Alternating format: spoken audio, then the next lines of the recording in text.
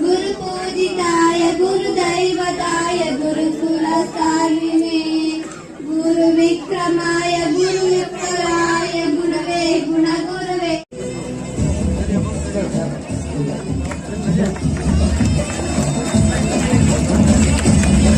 ಜ್ಯೋತಿದಾಗಿರ್ತಕ್ಕಂಥ ಪೂಜ್ಯರಾದ ಹಾಗೂ ಆಗಮಿಸಿರ್ತಕ್ಕಂಥ ಮಾಜಿ ಸಚಿವರಾದ ಹರಪ್ಪ ಆಚಾರ್ಯ ಅವರಿಗೆ ಹಾಗೂ ಹರಪ್ಪು ನಮ್ಮ ಗ್ರಾಮಕ್ಕೆ ಆಗಮಿಸಿದ ಧೀಮಹಿ ಗಾನ ಚತುರಾಯ ಗಾನ ಪ್ರಾಣ ಪ್ರಸಾದ ಸೇವಾ ಸಮಿತಿಯವರೇ, ಹೆಚ್ಚು ಸಂಖ್ಯೆಯಲ್ಲಿ ಪಾಲ್ಗೊಂಡಂತ ತಾಯಿಂದರೆ, ಗ್ರಾಮದ ಹಿರಿಯರೇ, ರೈತ ಬಾಂಧವರೇ, ಯುವಕ ಮಿತ್ರರೇ, ಎಲ್ಲ ಬಂಧುಗಳೇ, ಇದು ನಿಜವಾಗಲೂ ಮನಸ್ಸಿಗೆ ಸಂತೋಷ ಇರತಕ್ಕಂತ ಕಾರ್ಯಕ್ರಮ. ಜೊತೆಗೆ ಯರೇಂದ್ರ ಗ್ರಾಮದ ಎಲ್ಲ ತಾಯಿಂದರ, ಗ್ರಾಮದ ರೈತರ ಒಂದು ಭಾವನೆಗಳನ್ನ ಅರ್ಥ ಮಾಡ್ತಕ್ಕಂಥ ಒಂದು ಅರ್ಥಪೂರ್ಣವಾದ ಕಾರ್ಯಕ್ರಮ ನಾನು ಭಾವಿಸಿದ್ದೇನೆ. ಆತ್ಮೀಯರೇ, ನಾವೆಲ್ಲರೂ ಈಗಾಗಲೇ ಆಲಪಚ್ಚ ಅವರು ಸುಂದರವಾಗಿ ಮಾತನಾಡಿದ್ದಾರೆ. ಇವತ್ತು ನಾವೆಲ್ಲರೂ ಆಧುನಿಕ ಕಾಲಘಟ್ಟದಲ್ಲಿದ್ದೇವೆ. ನಾವೆಲ್ಲರೂ ನಮ್ಮ ಮಕ್ಕಳಿಗೆ ವಿದ್ಯೆಯನ್ನು ಕೊಡ್ತೇವೆ.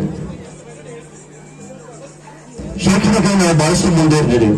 ಆದ್ರೆ ಮನುಷ್ಯರಿಗೆ ಕೇವಲ ವಿದ್ಯೆ ಮಾತ್ರ ಸಾಕಾಗೋದಿಲ್ಲ. ವಿದ್ಯೆ ಜೊತೆಗೆ ನಮ್ಮ ಸಂಸ್ಕಾರ ಕೂಡ ನಾವು ಕೊಡಬೇಕಾಗ್ತದೆ. ಮಕ್ಕಳಿಗೆ ಮುಂದಿನ ಪೀಳಿಗೆ ಸುಂದರವಾದ ಬದುಕನ್ನು ಕಟ್ಟಿಬೇಕಾದ್ರೆ ಒಂದು ಉತ್ತಮವಾದ ಸಂಸ್ಕಾರ ಕೂಡ ನಾವು ಕೊಡಬೇಕಾಗ್ತದೆ.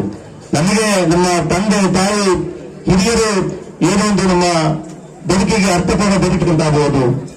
ನಮಗೆ ಮನಸ್ಸಿಗೆ ಶಾಂತಿ, ಸಮಾಧಾನ, ನೆಮ್ಮದಿ ಸಿಗಬೇಕಾದ್ರೆ ದೇವಸ್ಥಾನದಲ್ಲಿ ನಾವು ಹೋಗಿ ಪೂಜೆ ಮಾಡ್ತಕ್ಕಂಥದ್ದು. ಇದು ನಮಗೆ ಇವತ್ತು ನಿಮ್ಮದಲ್ಲ, ಇದು ಹಿರಿಯರಿಂದ ನಾವು ಮಾಡಿ ಇವತ್ತು ಕೂಡ ಅವ್ರದ್ದು ದಾರಿಯಲ್ಲಿ ಬರ್ತಕ್ಕಂಥವ್ರು. ಯಾಕೆ ಮಾತಾಡ್ತಂದ್ರೆ, ಇವತ್ತು ಈಗಾಗಲೇ ಏನು ಪ್ರಾಸ್ತಾವಿಕ ಮಾತನಾಡಿದ್ರು. ಈ ಗ್ರಾಮ ಐತಿಹಾಸಿಕ ಒಂದು ಗ್ರಾಮ.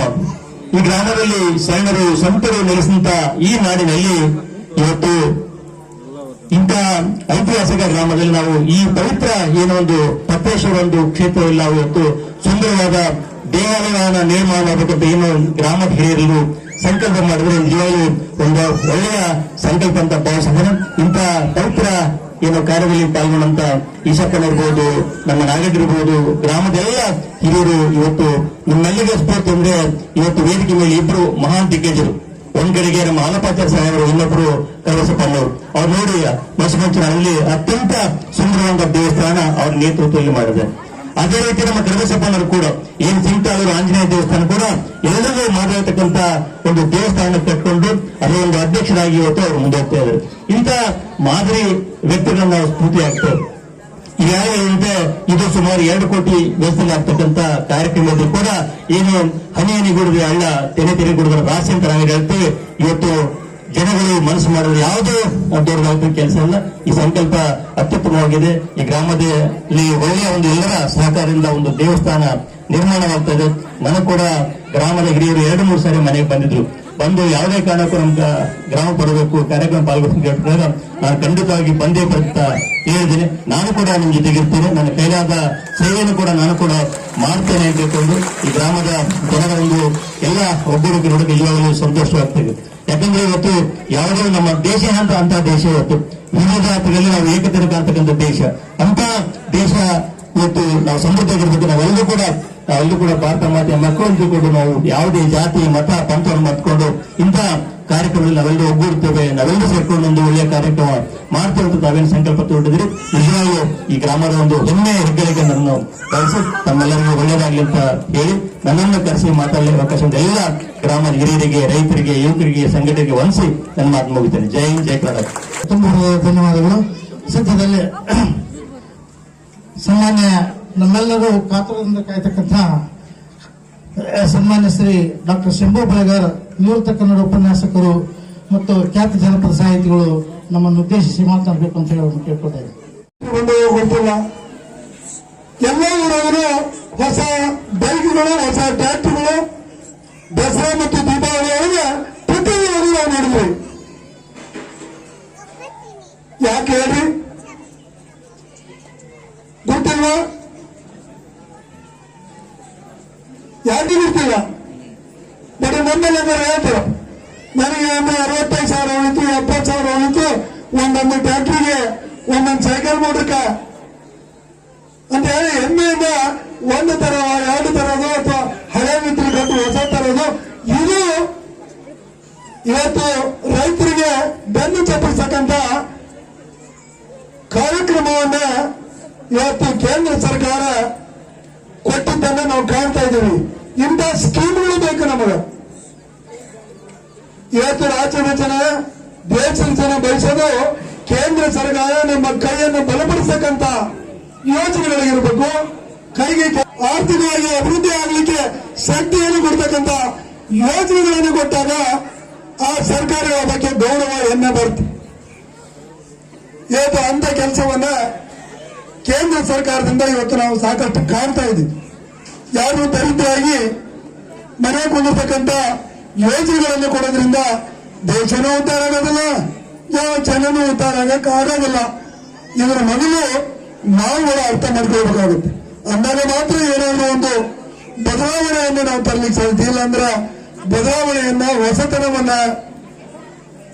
ಹೊಸ ಆರ್ಥಿಕ ಶಕ್ತಿಯನ್ನ ತರಲಿಕ್ಕೆ ಆಗೋದಿಲ್ಲ. ಇವತ್ತು ನಾನು ಹೆಮ್ಮೆಯಿಂದ ಹೇಳ್ತೀನಿ, ಇದು ರಾಜಕಾರಣ ಅಲ್ಲ ನಾನು ಹೇಳೋದು. ಹಿಂದೆ ಎಲ್ಲ ಆರ್ಥಿಕವಾಗಿ ಅತ್ಯಂತ ಹಿಂದುಳಿದಂತ ಈ ದೇಶವನ್ನ ಇವತ್ತು ಆರ್ಥಿಕವಾಗಿ ಇಡೀ ಜಗತ್ತಿನ 5ನೇ ಸ್ಥಾನವನ್ನು ತಂದಿರತಕ್ಕಂತ ಕೀರ್ತಿನೂ ಕೂಡ ಇವತ್ತು ನಾವು ಭಾರತೀಯರು ಹೆಮ್ಮೆಯಿಂದ ಹೇಳ್ತೀವಿ. ಹೌದಾ ಅಲ್ಲ? ಇವತ್ತು ಈ ತರದ ಮುಂದಾಲೋಚನೆ ಇರಬೇಕು. ಆಡಳಿತ ಮಾಡ್ತಕ್ಕಂಥ ಯಾವುದೇ ಸರ್ಕಾರ ಇರಲಿ, ಕಾಂಗ್ರೆಸ್ ಇರಲಿ, ಬಿಜೆಪಿ ಇರಲಿ, ಇನ್ನೊಂದಿರಲಿ, ಆದರೆ ಆಡಳಿತ ಮಾಡ್ತಕ್ಕಂಥ ಸರ್ಕಾರಗಳ ಆಲೋಚನೆ ದೂರದೃಷ್ಟಿಯನ್ನ ಇಟ್ಕೊಂಡು ದೇಶದ ಮತ್ತು ಜನರ ಅಭಿವೃದ್ಧಿಯ ಕಡೆ ಇವತ್ತು ವಿಚಾರಗಳನ್ನು ಇಟ್ಕೊಂಡಾಗ ಮಾತ್ರ ಒಳ್ಳೆಯದನ್ನು ನಾವು ಪಡಲಿಕ್ಕಾಗುತ್ತೆ. ಪ್ರಜೆಗಳು ಅವರ ಅಂತ ಕೆಲಸವನ್ನ ಇವತ್ತು ತರಲಿಕ್ಕೆ, ಕೊಡ್ಲಿಕ್ಕೆ ಕಾಣ್ರೆ ಯಾರು? ನಾವೇ ತಾನೇ. ಎಲ್ಲದನ್ನೂ ಇವತ್ತು ನಾವು ಬಿತ್ತೀವಿ. ಏನು ಬಿತ್ತಿರ್ತೀವಿ ಅದನ್ನು ಮಾತ್ರ ಬೆಳಿತೀವಿ. ಬಯಸದನ್ನು ಬೆಳೆಯಕ್ಕಾಗೋದಿಲ್ಲ. ಒಳ್ಳೆಯದನ್ನು ಮಾಡಿದ್ರೆ ಒಳ್ಳೆಯದನ್ನ ನಮ್ಮ ಮಕ್ಕಳಿಗೆ, ನಮ್ಮ ಮರಿ ಮೊಮ್ಮಕ್ಕಳಿಗೆ ಇವತ್ತು ಆ ಭಗವಂತ ಕೊಡ್ತಾನೆ. ಆ ದೃಷ್ಟಿಯಲ್ಲಿ ಇಟ್ಕೊಂಡು ಸಮಾಜಮುಖಿಯಾಗಿ ಕೆಲಸ ಮಾಡ್ತಕ್ಕಂಥ ಅವರು ಏನು ಈ ದೇವಸ್ಥಾನವನ್ನು ಕಟ್ಟಲಿಕ್ಕೆ ಬಹಳಷ್ಟು ಆಸಕ್ತಿಯಿಂದ ಇಡೀ ಊರಿನ ಜನ ಬಂದದ್ದು ನೋಡಿದ್ರೆ ನಿಮಗೇನಿದೆ, ಬಹಳ ಸಮಯನೂ ತಗೊಳ್ಳೋದಿಲ್ಲ, ಬಹಳಷ್ಟು ವೆಚ್ಚನೂ ಆಗೋದಿಲ್ಲ. ಹನಿ ಹನಿ ಕುಡಿದ್ರೆ ಹಾಳು ಅಂತ, ಕಾಳಿ ಕಾಳು ಕುಡಿದ್ರೆ ರಾಶಿ ಅಂತ ಎಲ್ಲರೂ ಕೂಡ ಮನಸ್ಸನ್ನ ಮಾಡಿದ್ರೆ ಬಹುಶಃ ಇದಕ್ಕೇನು ದೊಡ್ಡ ಸಮಯ ತಗೊಳ್ಳಿಕ್ಕಿಲ್ಲ. ಆದಷ್ಟು ಬೇಗ ಒಳ್ಳೆಯ ದೇವಸ್ಥಾನವನ್ನು ಕೊಟ್ಟು ನಮ್ಮ ಮಕ್ಕಳಿಗೆ, ಮರಿ ಮೊಮ್ಮಕ್ಕಳಿಗೆ ಆ ಪತೇಶ್ವರನ ಆಶೀರ್ವಾದದ ಜೊತೆಗೆ ಒಂದು ಸಂಸ್ಕಾರ ಇವತ್ತು ಪ್ರತಿ ಊರಲ್ಲಿ ಇರಬೇಕಾಗಿದ್ರೆ ಇಂಥ ದೇವಸ್ಥಾನಗಳ ಜೀರ್ಣೋದ್ಧಾರ ಬೇಕೇ ಬೇಕು. ಇವತ್ತು ಪೂಜರು ಬಂದಿದ್ದಾರೆ, ಪೂಜರು ಆಗಲೇ ಕೂತಾಗ ಹೇಳಿದ್ರು ಎಲ್ಲ ಕಾರ್ಯಕ್ರಮಗಳಿಗೆ ಹಿರೇಂತವರು ಯಾವತ್ತು ಬಿಡೋದಿಲ್ಲ. ಬಹಳ ಒಳ್ಳೆಯ ಜನ, ಒಳ್ಳೆಯದಂದ್ರೆ ಸಂಸ್ಕಾರವನ್ನ ಉಳ್ಳವರು. ಇಲ್ಲಿ ಏನಾದ್ರೂ ಒಳ್ಳೆಯದನ್ನ ಮಾಡ್ಲಿಕ್ಕೆ ಸಾಧ್ಯ ಅನ್ನೋ ಮಾತನ್ನ ಪೂಜೆಯರು ನನ್ನ ಮುಂದೆ ಹೇಳಿದ್ರು. ಅದಕ್ಕೆ ನನಗೆ ಬಹಳ ನಿಮ್ಮೂರ ಮೇಲೆ ವಿಶೇಷವಾದ ಅಭಿಮಾನ ಅಂತ ನಾನು ಹಂಚೋಣ. ಆಗಷ್ಟೇ ಮಸಾರಿ ನಂದು ನಿಮ್ದು ಹೇಳಿ ಹೋಲಿಕೆ ಬಹಳ ಅದಾವ. ಬಹಳಷ್ಟು ಒಂದು ಸಣ್ಣ ಗುಡಿ ಕಟ್ಟಿವಿ. ಇವತ್ತು ನಿಮ್ಮೆಲ್ಲರೂ ಕೂಡ ದೊಡ್ಡ ಗುಡಿ ನೋಡ್ಬೇಕು ಅನ್ನೋ ನಮ್ಮ ಆಸೆ. ಆ ದೊಡ್ಡ ಗುಡಿಯನ್ನು ಕಟ್ಟಕ್ಕೆ ನಿಮ್ಮೆಲ್ಲರೂ ಕೂಡ ದೊಡ್ಡ ಹೃದಯ ಮುಖ್ಯ ಆಗುತ್ತೆ.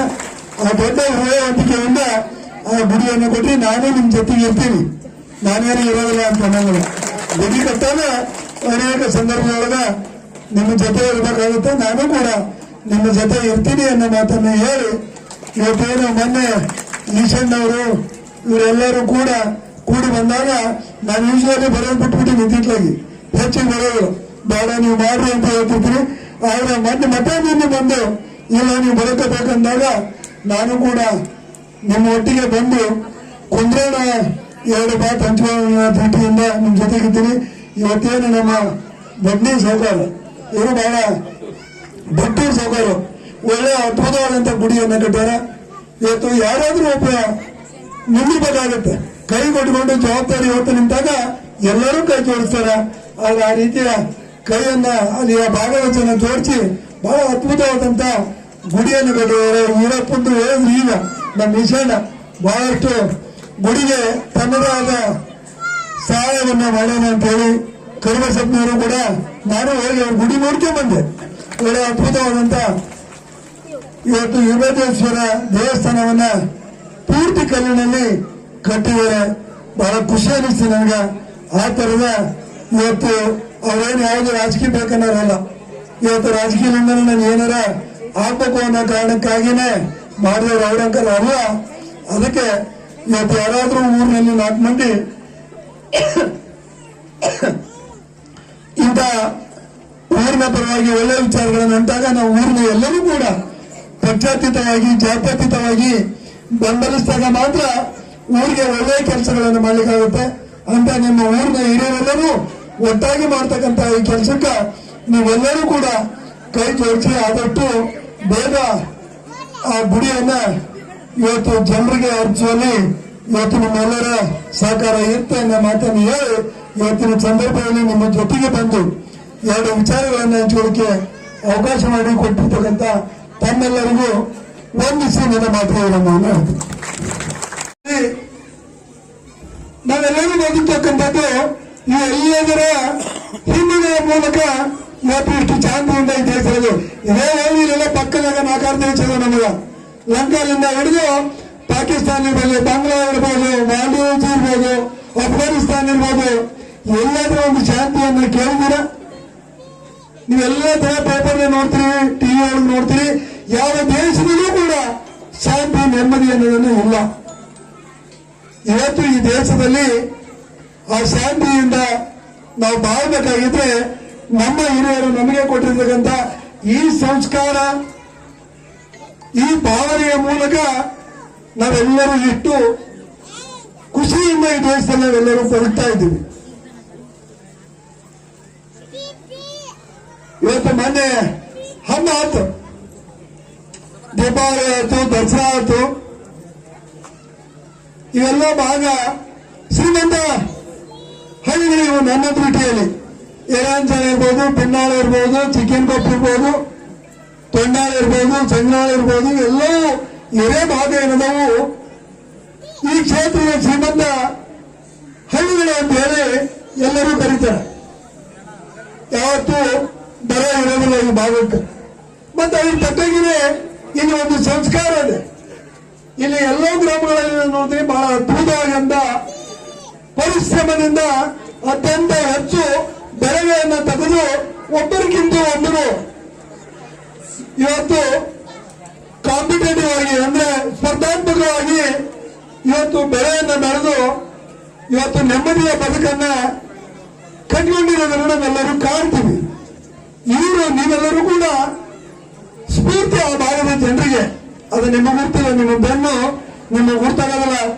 ನಿಮ್ಮ ಬಗ್ಗೆ ಮಸಾರಿ ಭಾಗ, ಈ ಮೂಲ ಭಾಗದವರು ಬಹಳ ಹೆಮ್ಮೆಯಿಂದ ನಿಮ್ಮನ್ನ ಒಂದು ಮಾಡಲ್ ಮಾಡಿಕೊಂಡು ಅವರು ಕೂಡ ದುಡಿಲಿಕ್ಕೆ ಪ್ರಯತ್ನ ಮಾಡ್ತಕ್ಕಂಥದ್ದನ್ನು ನಾನು ಕಾಣ್ತಾ ಇದ್ದೀನಿ.